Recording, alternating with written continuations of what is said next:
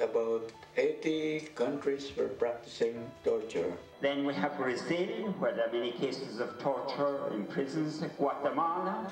3 years after that, it became to 100 plus.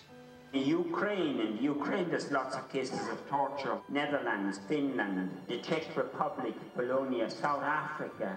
Last year and this year, our count is 150, at least 150. It's gotten worse. It just means more work for us. We always wish that we would be out of a job. We share one thing in common. We were tortured by people who were in power. And in all our diverse experiences, we have realized that the capacity to torture can be from anyone. We have before the dictator called Saddam Hussein. 35 years, he killed the people in the street. Some people, they took them to the wild ducks. They eat them. They are alive. I opposed the war when the war started, and I was one of the few Kurds who did. 99% of my people welcomed it, prayed for it, and wanted it desperately. I say now thanks to Mr. Bush to make Iraq freedom. Even today, there is little value in opposing the threat of a closed society by imitating its arbitrary restrictions. Even today, there is little value in ensuring the survival of our nation if our traditions do not survive with it. Let me make very clear the position of my government and our country. We do not condone torture. I have never ordered torture. I will never order torture. The values of this country are such that torture is not a part of our soul and our being. What I'd like to say about my concerns for what the United States is doing, and I say that as the child of an immigrant who fled here thinking that this was the best country in the world for human rights and that it could never happen here. Then, of course, I was sitting with my many survivor friends, watching the images on the screen for Abu Ghraib.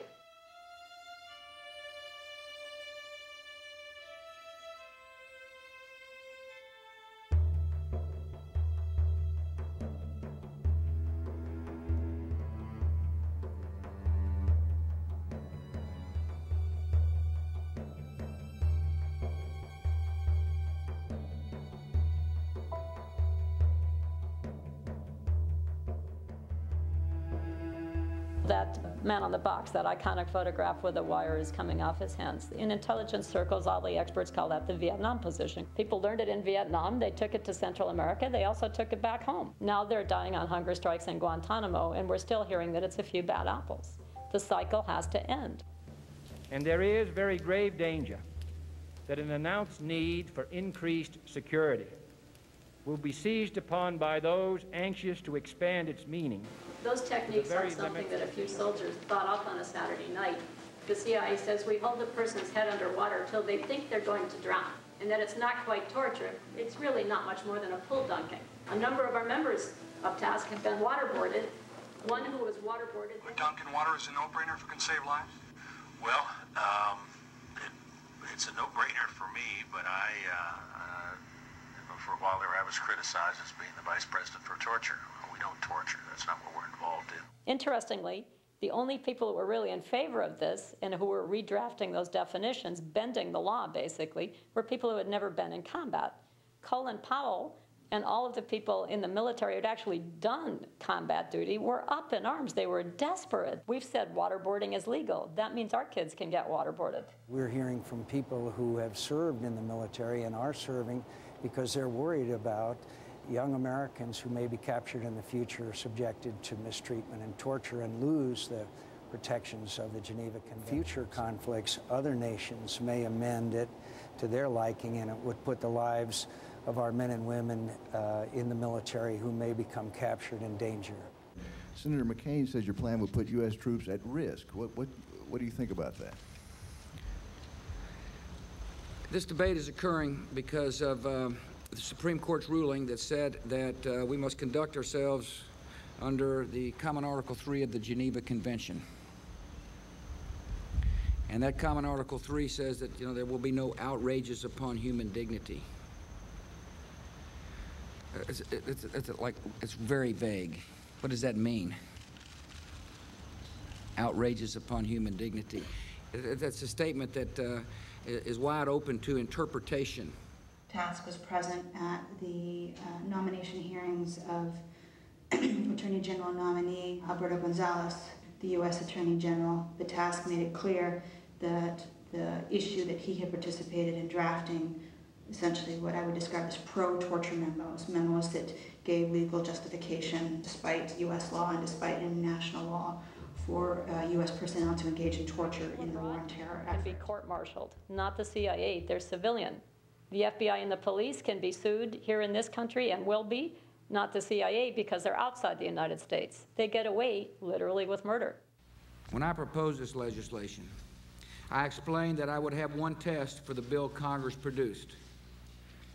Will it allow the CIA program to continue?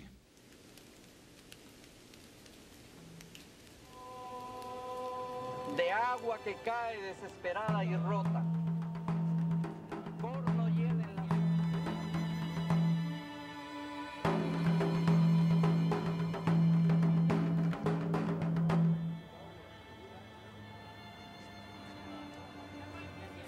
I'm no longer crying.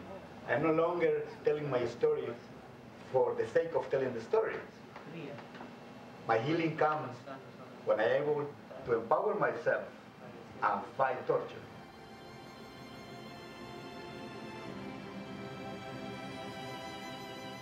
Oscar Wilde said that suffering is at the best of a star and the best of a human person. And I think, and that is true. Suffering is holy ground, and that we transform that situation into something positive. And this has been the history of humanity. The hope is that you're strong enough and you're doing your best, because when the time comes, you should be able to fight and defend what is yours and take it.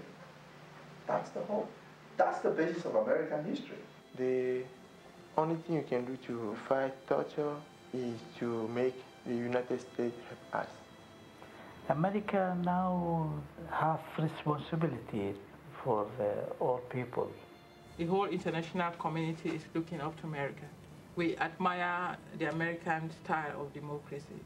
Have them meet survivors face to face in the heart of the capital of the superpower of the world, and declare themselves as survivors of torture. But because America has its responsibility and it's the kind of example, shining example for most of the nation to follow suit, they are compelled by circumstances to start rethinking certain policy. This whole thing about global terrorism going on, there are a lot of people also, even educated people, who are confused. It's difficult for most people, especially a few years after 9/11, to realize the immorality, the illegality really of the use of torture as a method. You're in violation of regulations applicable to this area. You must leave the closed portion of the White House sidewalk now.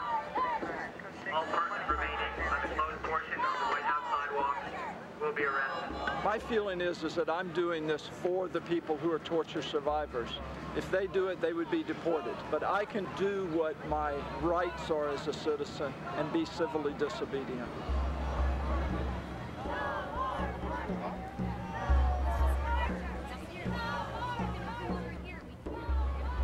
They can give you a warning to leave. If you don't leave, they give you 2 more warnings. If you still don't leave, you're breaking the law for standing still in front of the White House. Against terror, the present administration uses this propaganda. A lot of governments are using the same excuse to control their citizens.